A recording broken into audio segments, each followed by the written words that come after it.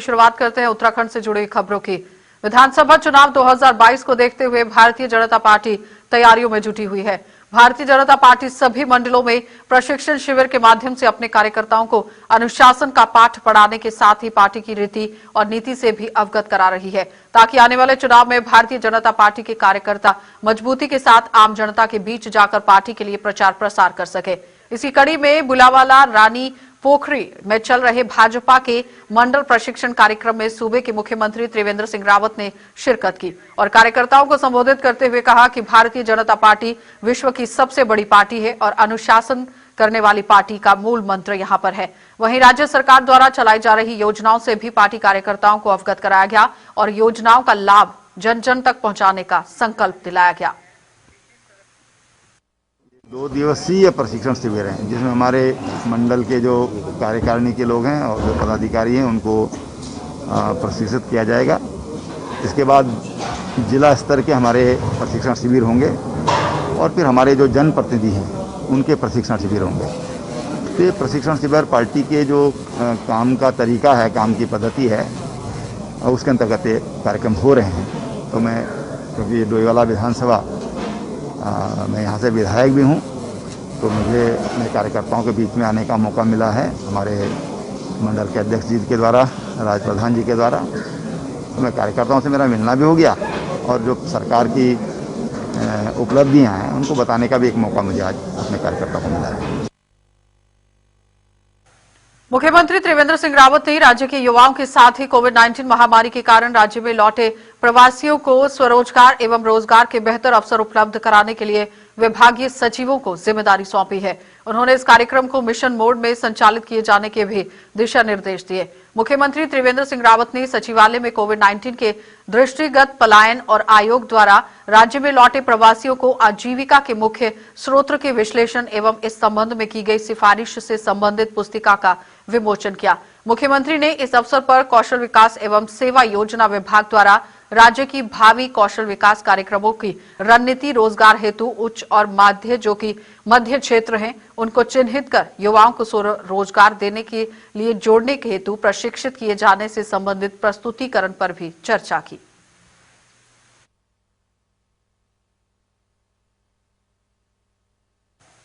तो मुख्यमंत्री त्रिवेंद्र सिंह रावत ने स्वरोजगार पर आधारित ऑडियो वीडियो गीत जो है वो यूट्यूब पर लॉन्च किए हैं। इस गीत को बीबी इंटरमीडिएट और चैनल द्वारा भी अपलोड किया गया। इस गीत के गीतकार एवं गायक भूपेंद्र सिंह भसेड़ा हैं और इस गीत में हाल ही में लॉन्च की गई मुख्यमंत्री स्वरोजगार योजना का उल्लेख करते हुए बेरोजगारों को स्वरोजगार अपनाने और स्वयं को आत्मनिर्भर बनाने के लिए प्रेरित किया गया। और गीत में योजना अंतर्गत कौशल विकास जो आसान ऋण है उसकी सुविधा और प्रशिक्षण आदि के साथ ऑनलाइन आवेदन की सुविधा होने व वेबसाइट का उल्लेख किया गया है। और गीत की लॉन्चिंग के अवसर पर मुख्यमंत्री त्रिवेंद्र सिंह रावत ने निर्माताओं को बधाई देते हुए कहा कि इस गीत के माध्यम से युवाओं को स्वरोजगार अपनाने हेतु प्रोत्साहन मिलेगा।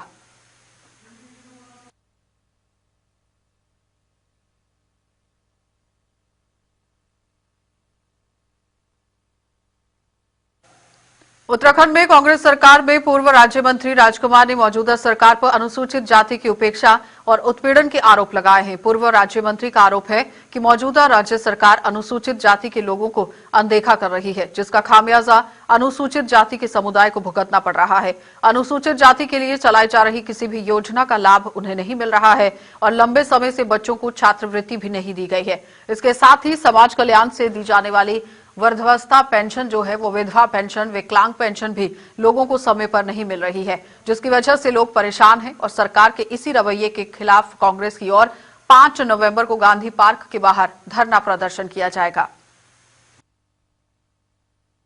देखिए, हम 5 तारीख को माननीय अध्यक्ष प्रीतम सिंह के नेतृत्व में अनुसूचित जाति जनजाति पे जो अत्याचार हो रहे हैं उन उन सभी मुद्दों को लेकर एक धरना प्रदर्शन करने जा रहे हैं और आज प्रेस वार्ता भी उन्हीं मुद्दों को लेकर हमने की है और आप लोगों से अनुरोध किया है कि ये गूंगी बहरी सरकार जो सोई हुई सरकार है उसको आप लोगों के माध्यम से ऊर्जा जगाने का काम करेंगे। आज अनुसूचित जाति के लोगों को, अनुसूचित जाति के बच्चों को छात्रवृत्ति समय पर नहीं मिल पा रही है, उनको स्कूलों से निकाला जा रहा है। वृद्धा विकलांग विधवा पेंशन समय पर नहीं मिल पा रही है, 6-6 महीने हो गए, 8-8 महीने हो गए समय पर जो वृद्धा विकलांग विधवा एक पेंशन पर आधारित रहते हैं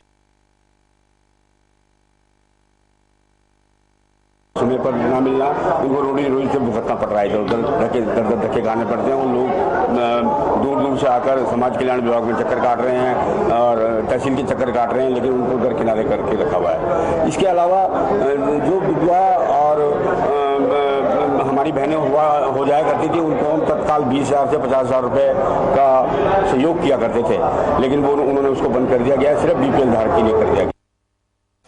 तो कांग्रेस प्रदेश अध्यक्ष प्रीतम सिंह ने एक बार फिर सरकार पर निशाना साधा है। उन्होंने कहा कि जिस तरह से मंत्री और विधायक मुख्यमंत्री से नाराज चल रहे हैं और इससे स्पष्ट हो जाता है कि सरकार में सब कुछ ठीक ठाक से नहीं चल रहा है। इसके अलावा कांग्रेस प्रदेश अध्यक्ष ने और क्या कुछ कहा है वो देख लीजिए।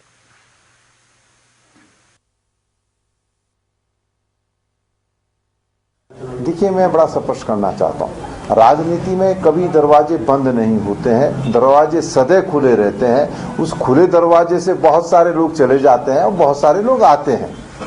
जब ये परिस्थितियां पैदा होगी तो राष्ट्रीय नेतृत्व निर्णय लेगा और मैं समझता हूँ राष्ट्रीय नेतृत्व जो निर्णय लेगा वो सबको स्वीकारी होगा। अब देखिए, हरक सिंह जी ने कहा हरीश राव जी बड़े भाई तो जाए उनके घर आशीर्वाद ले, इसमें क्या बात है? इसमें कोई राजनीतिक सीमाएं जो है थोड़ी बात में क्या नाम बाधा बनती है, जाए आशीर्वाद ले। अब ये तो सरकार का अंदरूनी मामला है। जिस तरीके से मुख्यमंत्री के प्रति तमाम मंत्रीगण जो है अपनी नाराजगी व्यक्त करने का काम कर रहे हैं वो आपके सामने है। और ऐसे भी लोकतंत्र का तकाजा है कि विभागीय मंत्री जो अध्यक्ष के पद पर भी कार्यरत है उनको क्या नाम है बिना विश्वास में लिए जो है उनको हटा दिया जाता है, तो लगता है कि सरकार में सही नहीं है, समन्वय नहीं है, तो स्पष्ट परिलक्षित होता है। रेखा प्रकरण है, उसके बाद सब मंत्री जो है कूद पड़े इस बात को लेकर के हमको जो है चरित्र पंजिका में जो प्रविष्टि होती है उसका अधिकार दिया जाए। उनके प्रदेश अध्यक्ष बंशीधर भगत जी भी कहते हैं कि हाँ मंत्रियों को अधिकार मिलना चाहिए। तो सरकार में सामंजस्य नहीं है, इसलिए स्थितियां जो है पैदा हो रही है। यूथ कांग्रेस ने राज्य सरकार की जन विरोधी नीतियों को लेकर पूछते हैं और उत्तराखंड जिस तरह से सवाल जो है वो पूरा उत्तराखंड यहां पर पूछता हुआ नजर आ रहा है कि सरकार की जो नीतियां हैं वो क्या काम कर रही हैं।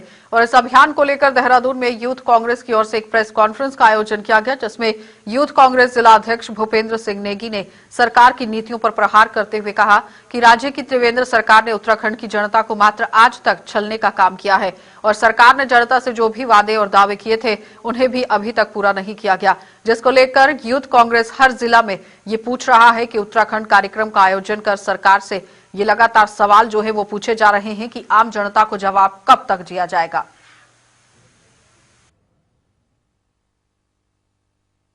देखिए, जिस प्रकार से जब से प्रदेश में भाजपा की सरकार आई है तब से ही प्रदेश में अनियमितताओं का माहौल है। किसी भी मुद्दे को लेकर सरकार गंभीर नजर नहीं आई है। तो इन्हीं सरकार की जो विफलताएं इसको लेकर युवा कांग्रेस उत्तराखंड द्वारा एक मुहिम चलाई जा रही है, पूछता है उत्तराखंड। उसी के अंतर्गत आज से देहरादून युवा कांग्रेस और देहरादून में इसका प्रारंभ हुआ है। इसके अंतर्गत युवा कांग्रेस प्रत्येक विधानसभाओं में जाकर, प्रत्येक वार्डों में जाकर विरोध प्रदर्शन करेगी, पदयात्रा निकालेगी और सरकार की जो जन विरोधी नीतियां हैं इसको लेकर लोगों के बीच में जाएगी। जो हमारे मुख्य मुद्दे हैं इसमें सबसे बड़ा जो हमारा मुद्दा है बेरोजगारी है।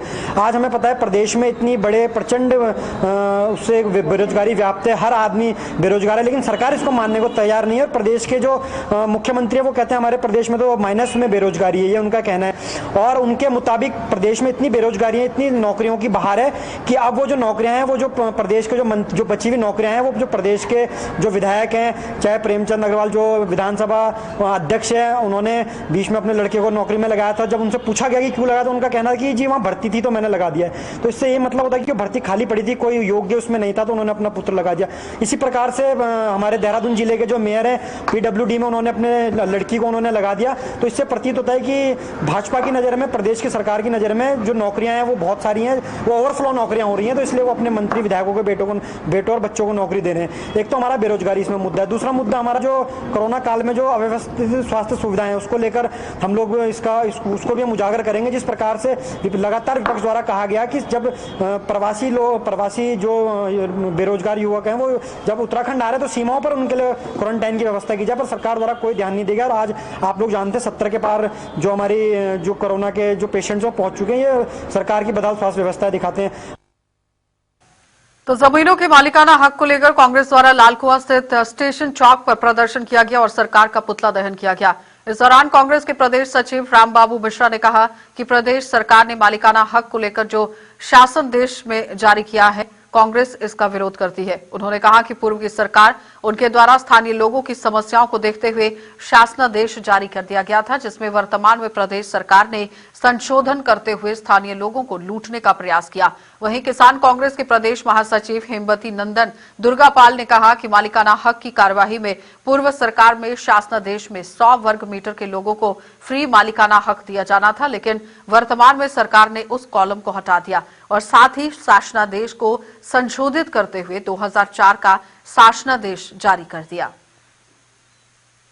जो हमारी लालकुआं की कांग्रेस शासन में 100 वर्ग मीटर निःशुल्क गरीबों के लिए भूमि की गई थी, अब वो 30 रेट 2004 का ले रहे हैं और काफ़ी 25% तक बढ़ा दिए 30 रेट, जो कि 2000 का 30 रेट था, अब 2004 का ले रहे हैं, जिससे बहुत ज़्यादा बढ़ जा रहा है टैक्स।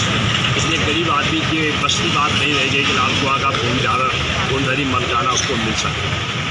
इससे उसकी जो भी बोल रही है वो गलत बोल रही है, केवल उनका प्रोपेगेंडा फैला रहे हैं, ऐसा कुछ नहीं है। तो जनता के विरोध में काम कर रहे हैं, विकास की कहीं नाम नहीं, महंगाई चरम सीमा पर है। ये मुद्दा पूछा गया है लालकुआं मालिकाना हक की कार्रवाई जो पिछली सरकार से चल रही थी, इसमें शासनादेश 2000 के सर्टिफिकेटों के हिसाब से हो चुका है, लेकिन सरकार की निगाहबाजी थे वो लागू नहीं हो पाए। लेकिन वर्तमान में जो पुराने शासनादेश का उल्लेख करते हुए इस सरकार ने जो नया शासनादेश जारी किया गया है, उसमें तो यहाँ के लोगों की कमर ही तोड़ दी है। सबसे बड़ी बात यह है कि 100 वर्ग मीटर तक के लोगों के लिए फ्री था, उनको फ्री में मालिकाना हक दिया जाएगा, उस कॉलम को हटा दिया गया है। दूसरा जो है 2000 के सर्किल रेटों के जो पहले डिसाइड था, अब उन्होंने उस शासनादेश में संशोधन करके 2004 के कर दिया है। उसके बाद भी उसमें एक्स्ट्रा चार्ज जो है 5% से 110% तक लगाया गया। ये सरकार तो यहाँ के व्यापारी, यहाँ के लोगों का शोषण कर रही है, मालिकाना हक नहीं दे रही है। ये सरकार यहाँ के लोगों का शोषण करके उनसे नाजायज वसूली कर रही है। तो शासनादेश का विरोध करते हैं और सरकार से मांग करते हैं शासनादेश में संशोधन किया जाए और जो पहले जो शासनादेश हुआ था उस शासन। मुख्यमंत्री त्रिवेंद्र सिंह रावत पर भ्रष्टाचार के आरोपों पर कांग्रेस द्वारा की जा रही मुख्यमंत्री के इस्तीफे की मांग को लेकर भाजपा प्रदेश महामंत्री कुलदीप सिंह का ये साफ तौर पर कहना था कि कांग्रेस हमेशा खुद भ्रष्टाचार के आरोपों में घिरी रहती है। कहने का तात्पर्य यह है कि कांग्रेस पार्टी पर आरोप लगाए जा रहे हैं कि हमेशा विवादों में कांग्रेस पार्टी घिरी रहती है। उन्होंने कहा कि कांग्रेस के पास ना तो कोई विकास की सोच है और ना ही कोई मुद्दा जिसे लेकर वो जनता के बीच जा सके। और हमारे संवाददाता ने लक्सर से पूरी रिपोर्ट यहां पर कायम की है। प्रदेश महामंत्री से भी उनकी खास बातचीत हुई है। क्या कुछ बातचीत हुई है, जरा देख लीजिए। मुख्यमंत्री त्रिवेंद्र सिंह रावत के भ्रष्टाचार के आरोपों के मामले में हालांकि सुप्रीम कोर्ट से राहत मिल चुकी है, इसके बावजूद कांग्रेस हल्ला मचाने में पीछे नहीं है। आम आदमी पार्टी भी अब कहीं ना कहीं उसी मसले को लेकर के इस्तीफे की मांग कर रही है। हमारे साथ में जुड़े हुए हैं प्रदेश महामंत्री भाजपा कुलदीप कुमार जी, उनसे बात करेंगे। कुलदीप जी, जिस तरह से ये पूरा प्रकरण हुआ, इसमें अभी तक जो सुप्रीम कोर्ट से एक आदेश भी आ गया, उसके बावजूद कांग्रेस चिल्ला रही है। देखिए, कांग्रेस के पास कोई मुद्दा नहीं है। कांग्रेस के पास ऐसा कोई मुद्दा नहीं है जिसको लेकर वो जनता के बीच में जाए। इसलिए कांग्रेस अब मुद्दे तलाशने में लगी हुई है। जहाँ तक माननीय मुख्यमंत्री जी का प्रश्न है, माननीय उच्च न्यायालय ने एक आदेश पारित किया, न्यायिक प्रक्रिया के तहत माननीय सर्वोच्च न्यायालय ने उसको स्थगित किया है। तो ऐसी स्थिति में कांग्रेस को बोलने का कोई अधिकार नहीं है। जब अंतिम निर्णय कोई आएगा तो उसके बाद ही उनको बोलने का अधिकार है। और कांग्रेस जो है बिना किसी मुद्दे के और बिना मतलब में ही सरकार को जबरदस्ती उनको आरोप लगा रही है। आरोप लगा रही। अच्छा, एक मसला और भी ये लोग उठा रहे हैं अपने हर मंच पे, वो बात रहती है कि बेरोजगारी को लेकर के है। कहीं ना कहीं कोरोना में भी पिछले दिनों जो कुछ आंकड़े छुपाए गए थे उसे भी कहीं ना कहीं ये इंगित कर रहे हैं। कांग्रेस को आंकड़ों की सही जानकारी नहीं है। अगर हम रोजगार की बात करें तो हमारी ये जो सरकार रही है 3.5 वर्षों के अंदर, इसमें सरकारी रोजगार के साथ साथ प्राइवेट कंपनियों में रोजगार और उसके साथ साथ जो माननीय मुख्यमंत्री जी की स्वरोजगार की पहल है और मुख्यमंत्री स्वरोजगार योजना है, उसके तहत हर जिला मुख्यालय पर करोड़ों रुपए का बजट हमारे बेरोजगार युवाओं को रोजगार शुरू करने के लिए हमारी सरकार ने दिया है।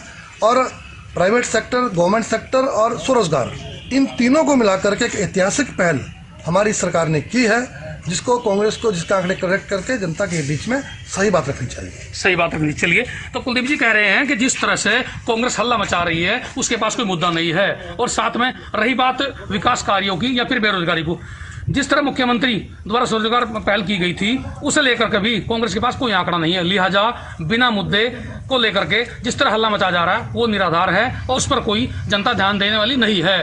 Jasveer Singh, JK 24/7 news, Buxar. Bulletin में फिलहाल इतना ही। देश और दुनिया की खबरों के लिए आप देखते रहिए JK 24/7 न्यूज।